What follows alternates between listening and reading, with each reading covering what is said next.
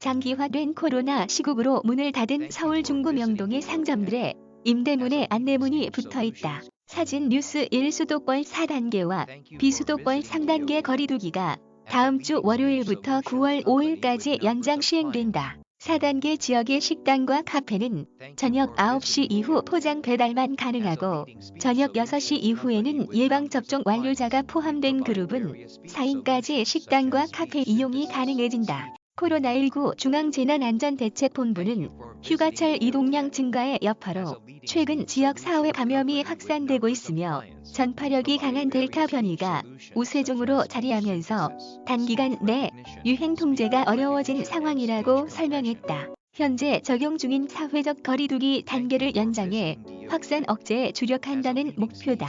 중대본은 우선 2주를 연장하고 이후 방역 상황을 점검해 거리두기 단계를 결정하기로 했다. 수도권, 부산, 대전, 제주 등 4단계 지역은 취약시설에 대한 방역을 강화해 식당 카페는 21시 이후 포장 배달만 허용된다. 단 18시 이후 2인까지만 허용했던 사적 모임은 예방접종 완료자를 포함한 4인까지로 늘어난다. 집단 감염이 자주 발생하는 4단계 지역의 목욕장업, 실내 체육시설, 노래 연습장, 학원, 백화점 대형마트 등 종사자들은 2주에 한 번씩 선제 검사를 받아야 한다. 나머지 비수도권은 일괄적으로 3단계를 적용하고 사적 모임 4인 제한 등 현 체계를 유지한다. 편의점은 22시 이후 취식이 금지된다. 이 시간 이후에는 야외 테이블이나 의자에서도 취식이 불가능하다. 4단계일 때는 21시 이후 같은 수칙이 적용된다. 실내 시설의 흡연실은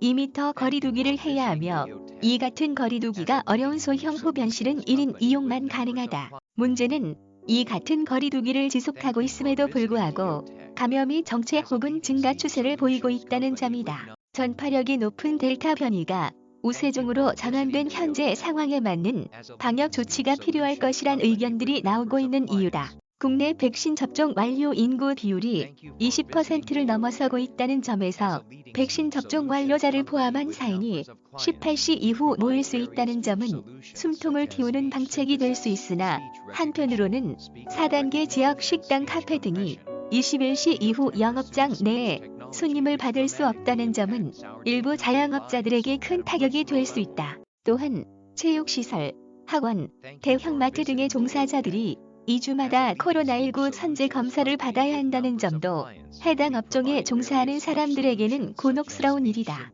이로 인해 거리두기를 2주씩 연장하기보다 짧고 굵게 락다운 조치를 취했으면 좋겠다는 자영업자들도 있다. 또는 일부 국가들이 시행하듯 코로나와 공존하는 N물정 8216 위드 코로나 체계를 원하는 사람들도 있다. 서울에서 식당을 운영 중인 한 자영업자는 N물정 8222인과 4인이 모일 땐 코로나에 안 걸리고 5인이 모이면 걸리냐. N물정 8221며 N물정 8220 매일 버스나 지하철은 사람이 북적이는데 이런 방역 수칙이 얼마나 의미가 있는 건지 모르겠다. N물정 8221고 말했다. 국민들의 피로도도 높을 대로 높아졌다. 마스크 착용과 손 씻기 등 기본 방역 수칙을 잘 지켜야 한다는 점은 대부분의 국민들이 공감하고 있지만 외국인들의 입국을 엄격하게 제한하는 등 다른 방식으로 확진 상황을 제어할 수 있음에도 불구하고 사적 모임에 제한을 거는 등